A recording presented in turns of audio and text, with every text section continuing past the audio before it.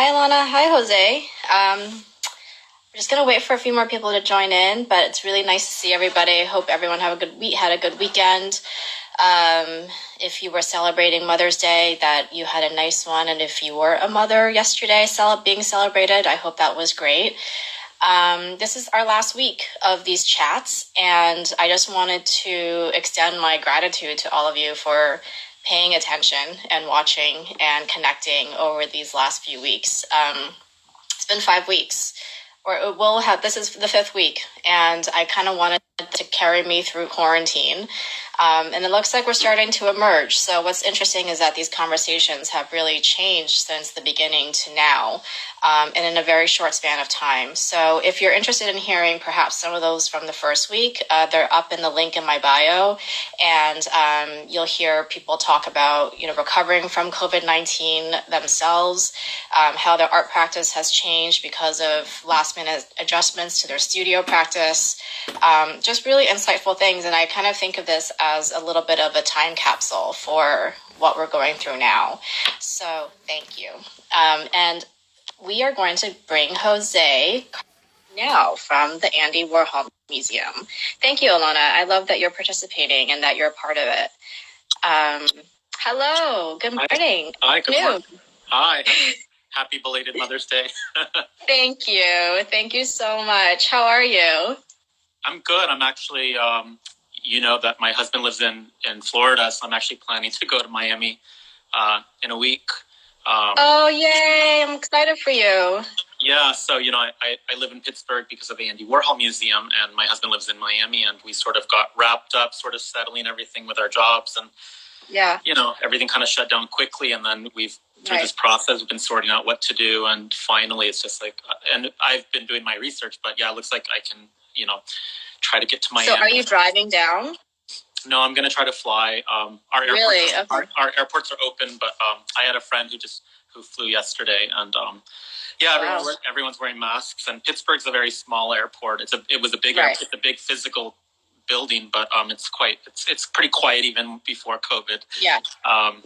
And so I think we can. I'm really happy for you. I'm really happy for you. Yeah. You two must be thrilled. So it's been like 5 weeks since you've seen each other? Yeah, we saw each other last at the Armory show in early March. So. Okay, so everything goes back to the Armory show. We're going to talk about that a little bit. How's your beverage? I just have a nice cup of water today. Oh, I've got my iced coffee here. Beautiful. Well, cheers. Cheers. I know, I'm feeling like I maybe had a little too much to drink, even though I didn't really. I just feel like I need to hydrate. So, Jose is, like he said, he's based in Pittsburgh and is the chief curator at the Andy Warhol Museum. But before that, you had, a road that was also well-traveled. Do you want to tell us briefly about that?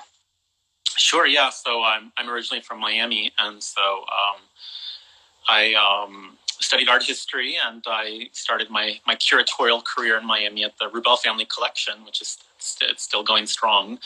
And then from there, I've worked in sort of different areas of the art world, but I'm a very hands-on curator, so I had a space in my house. I ended up working at the Miami Art Museum, which is today the Perez. This is long time ago, but I moved to Liverpool, England in 2009, and I got my master's there, and I ended up working for the Liverpool Biennial. I worked for Tate Liverpool. And then I moved back to Miami, and then I was at the Bass Museum, which is in Miami Beach. So I was at the Bass Museum for about, 3.5 years. And then I've been now at the Warhol Museum for over 4 years now. Yeah, it's been a nice ride. It's a pretty impressive group of institutions that you've been a part of.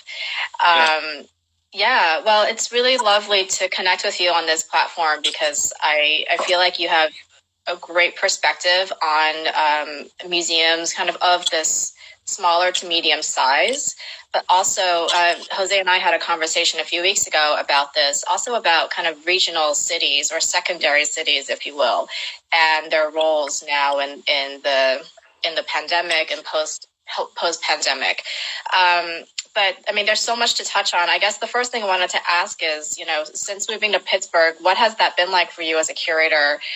What did you expect before moving there? And what do you see as the role of Pittsburgh and the Warhol Museum in the spectrum of the contemporary art world in the United States, perhaps? Yeah, those are all great questions. Yeah, Pittsburgh's a really beautiful small city, and it's historically it was very wealthy, and so it has universities here. The Carnegie and yeah, exactly, and so yeah, moving here was a wonderful transition. Warhol has a big global name. And the museum is here because Andy Warhol's from Pittsburgh, and we get confused for the foundation, but that's actually based in New York City. And so moving here was really it was really smooth transition. I work on projects that are here based in Pittsburgh, but I also work on Andy Warhol projects and with contemporary artists that are for other museums, other cities.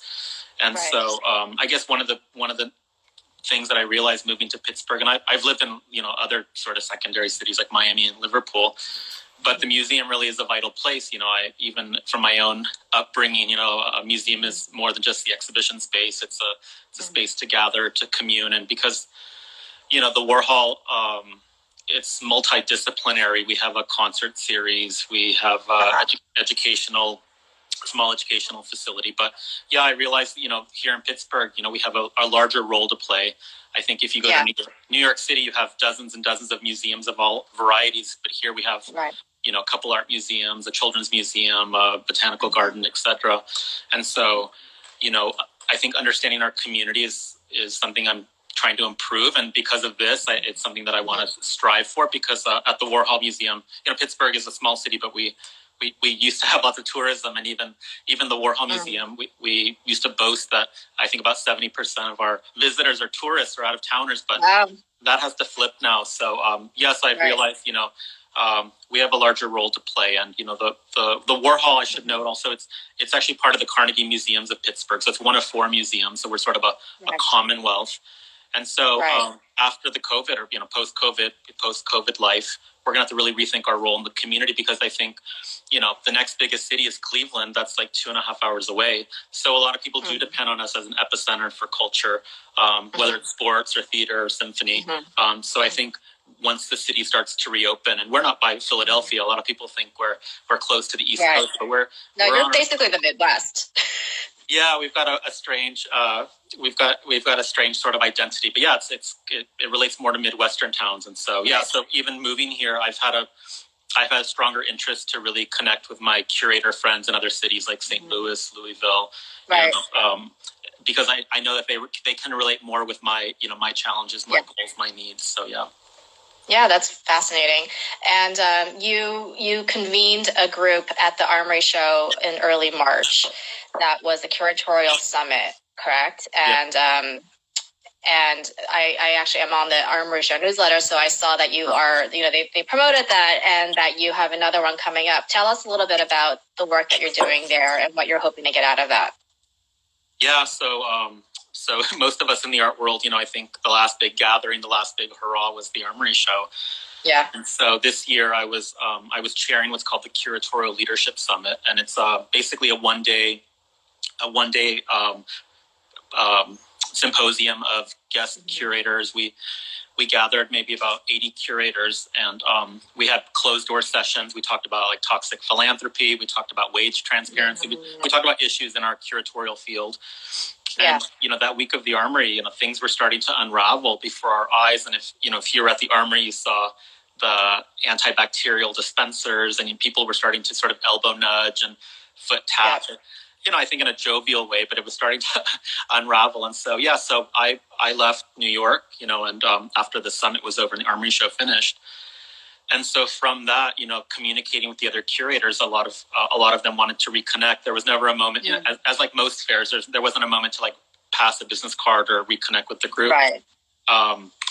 But then one of the curators from the Logan Center at the University of Chicago, Somi Umolu, she suggested, why can't we get the group back together, get the band back together? Yeah. And so I reached out to Nicole Berry from the Armory. And so we actually had a Zoom session. It was done very quickly, but everyone's sort of Zoom proficient now. And so the Armory hosted a virtual curatorial session, and about 85 curators logged on, and we just talked about how our curatorial practice is changing. And so it was nice to reconnect with people, but it was done as a response to we saw each other, ideas were sort of sparking, and then we kind of like shut our doors. And so, so there's one more. So we've planned another one, which will include Sally Talent from the Queen's Museum, and Sahanya Raphael from M Plus in Hong Kong. And I know you've been really watchful with Asia, as have I. And so this one will be on May 14th, and it'll be open to the public at 8 p.m. It's probably on the Armory website today.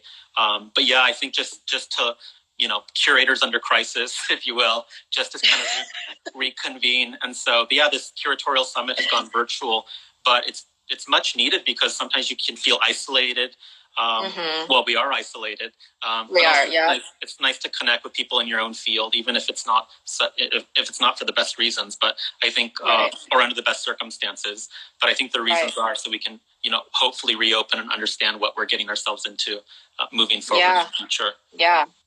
Well, I will definitely tune in, and I'll try and share the link or the information to register. But so you don't need to be a curator to watch, right? That's okay.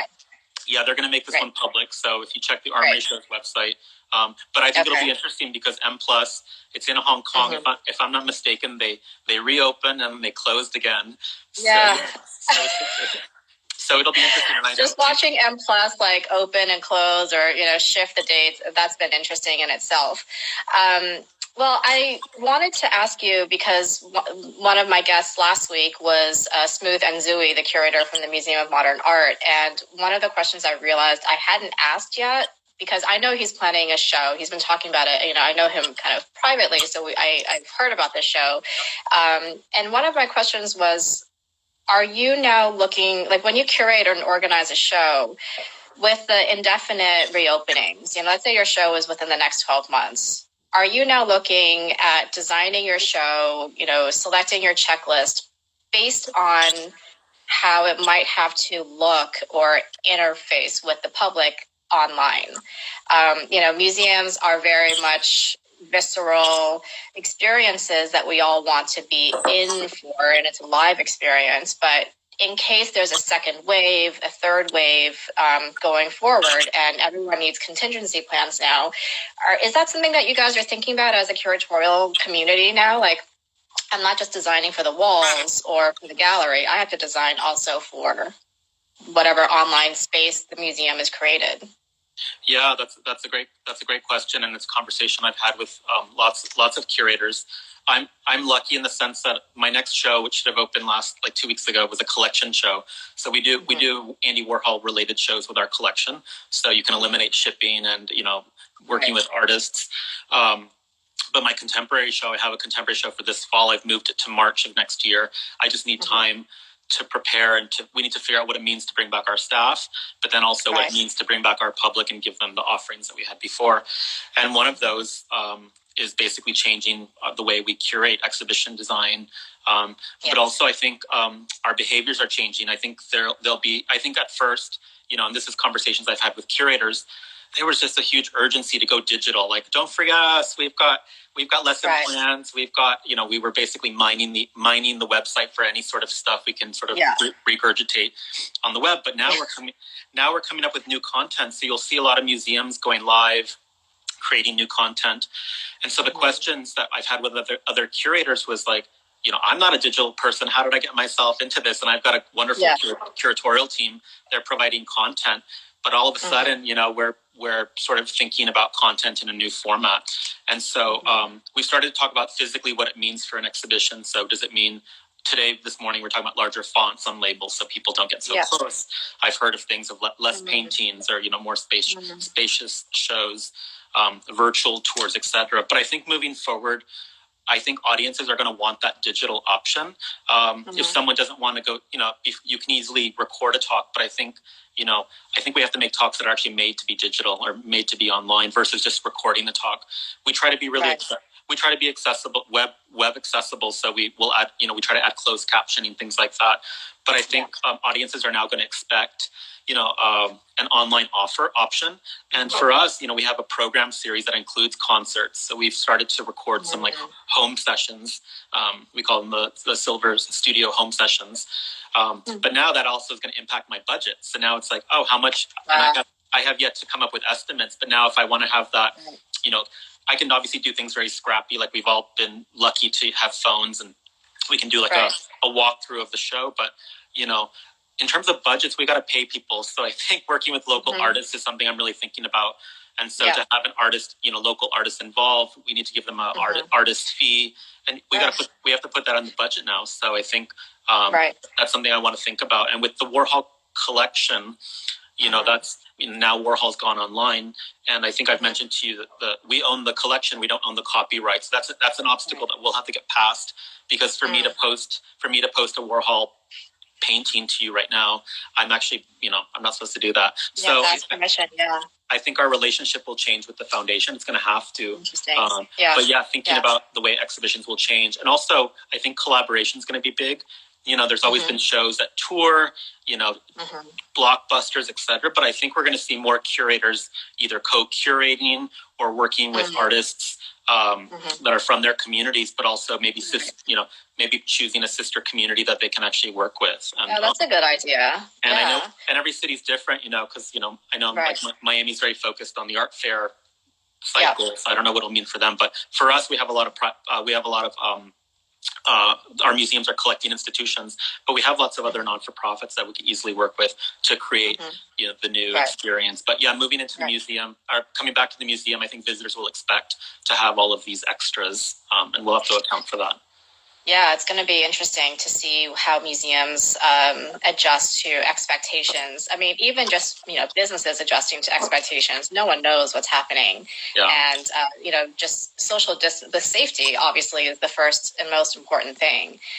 There was this news report of an ice cream shop in Cape Cod the other day that opened for the first time, and the owner had to close after day one because people were not respecting their policies. People were getting upset over ice cream, and his staff quit. No one knows how to really go about this. And it's not like as if, we have a leadership that's saying, here are the steps that we suggest are fundamental to being safe. So it's almost like as if museums, everybody is figuring this out on their own and troubleshooting on their own. Yeah. But I'm curious, I'm really excited to see what you end up doing. And, one of the things you mentioned was looking locally and looking to your ecosystem in Pittsburgh.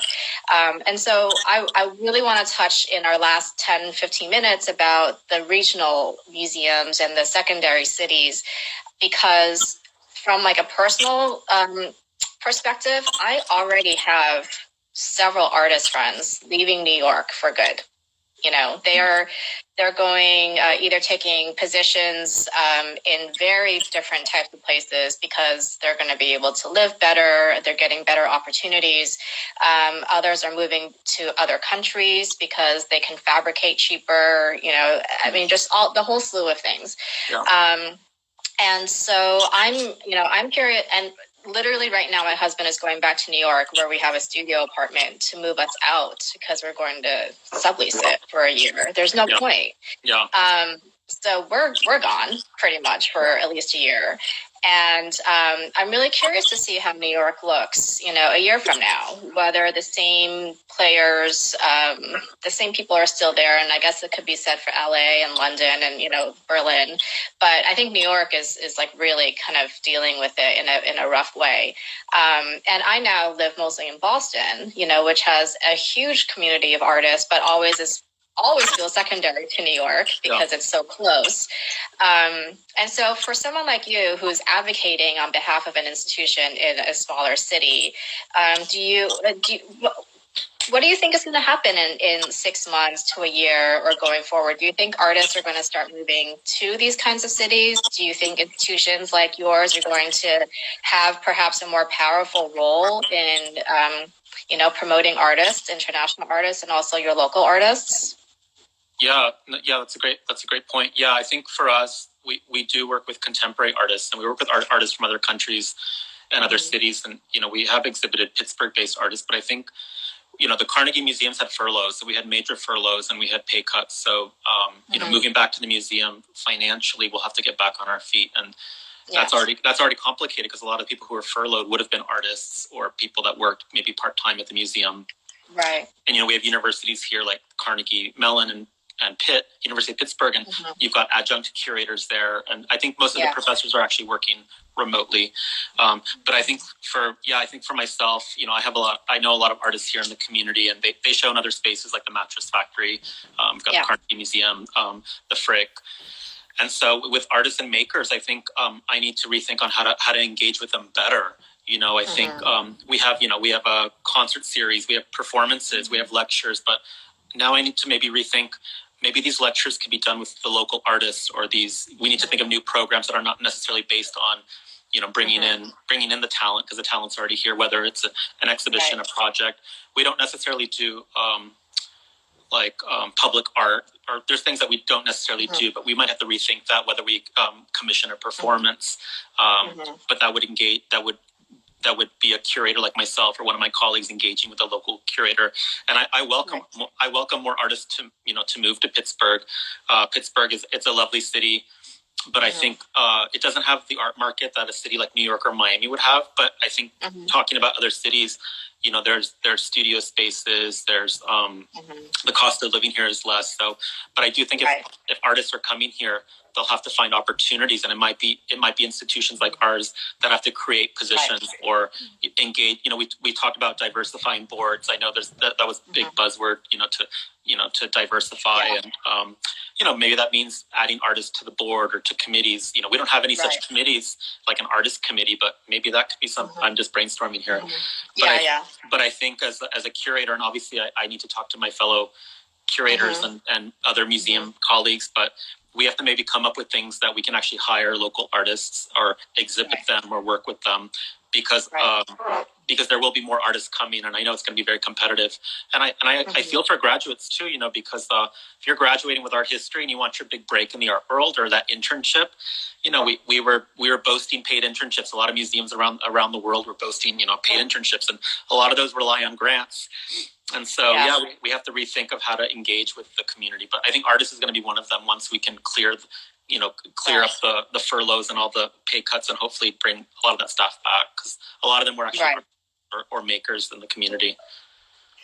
Yeah, I mean, again, just going to Boston, because I know this firsthand, a lot of artists I work with here are also faculty at the local universities. And of course, being Boston, there are so many. And I'm not saying it's like the ideal solution, because I don't know, what they all think personally, but it gives them that financial stability, at least, I would say, more than an artist living in New York and going paycheck by paycheck or art sale by art sale. And it's kind of provided, I think, more longevity in their careers.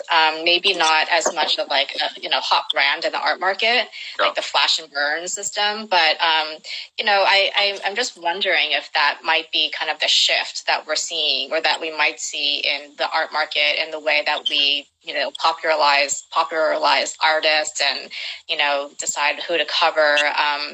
But yeah, I mean, the secondary cities, my friend Kara at the Pritzker, I mean, like they or the Pulitzer, they all have, great programs. And I always just wonder, like, well, I wish I could get there. I want to get there. And I've been hoping to get to St. Louis for a long time, but, now I'm not really sure. So, in order for like the international crew to travel to all of these places, that's a different question too. And so if you showcase more local artists because you're expecting the local community to come through more, then that might be, the solution for a while. Yeah, no, that makes a lot of sense. And, I talked to CAM St. Louis, they're next to the Pulitzer. I think they're one of the few museums that hasn't furloughed. At least they have all their staff right now, but they're a non-collecting museum. So it's been interesting even for myself to talk to peers that don't have collections, but that might give them the ability to work with artists. And then I think there might even be like museum collaborations that can, for example, we don't collect contemporary artists, but perhaps, if CAM St. Louis, if you're listening, maybe there's something that you're working on that can maybe come to Pittsburgh and maybe engage with or work with an artist from here to produce that. I love your sister cities idea. I think that's a really good idea. Yeah, no, it's when I talk to curators, we always have different needs, and I'm in a different position because we have the Warhol collection, but we're not the Warhol mausoleum. So it's anyways we do try to work with other artists, but I think working with other cities. I don't necessarily gravitate to, I work with artists in New York, of course, but I'm always keen on artists in other places. I know Crystal Bridges does a great job when they do their State of the Art. I don't know if you know that show, but this year's iteration had a couple of Pittsburgh artists. And so I'm just so thankful that things like that exist, because again, it's that cross-pollination that's happening when I can see a Pittsburgh artist exhibiting at Crystal Bridges, and they'll get that exposure. So I think the art world will change. I think some artists might not survive this COVID in terms of if they're flashy, if it's superficial. I don't know if artists that maybe do well in the auction houses are going to be the artists that we're looking at to show in museums, especially if we want to know a little bit more about them, where they're from, what impact their own work has on their own, sort of communities and cities. Yes, absolutely. That's powerful. Well, we have 4 minutes, so if anyone has questions for Jose, please put it in. If otherwise, then we'll have a lot to talk about. But in our last few minutes, what would you like to see as a positive shift going out of the pandemic, in terms of the art world, the ecosystem that you live in? Is there something that you've been wanting and you feel like that now might be the time? I think one of the positive things is that, and that I'm wanting and it's happening, is we're slowing down. I know that we have the art fairs and we have the biennials, and I try to plan well in advance. So I've got shows that are lined up 3-4 years in advance. So I'm lucky that I can shift things around. But we do open a show, we move on. We work with an artist, we move on. And I think we've started to slow down and reflect. We also have during this period, we can actually think about the artists we're working with. So one of the good things is we're slowing down, I think, as curators, and maybe these I know I talked to museums, and some museums are going to do less shows, for example. Well, that's great. The show will be up longer. You can program it even more. So I think one of the good things that has come out of this is just to reflect instead of just putting together a contemporary show and then basically closing it or making a publication for it as well and then moving on. I think now we want to get more for our investment in terms of like, I've been working 2 years on a show. I want to get as much out of this as possible. And that might mean that the show will be up longer, or that you'll maybe make the show a little bit more meaningful instead of just filling your calendar with up and coming. I hope people will make their shows more meaningful. That should have been that should be the mission all along. But no, I agree. I think you're right. Like, you just have to be more thoughtful in how you approach everything, because every penny is going to count. Every person that comes in the space is going to count. It's not. No one can be taken for granted when they come into your shows anymore. You have to make sure that their opinion matters the most now. Now when we start going back to museums, we want that feedback. We want to know, what did you think? What did you like? What doesn't work? I think in the past, maybe like, my show is up, enjoy.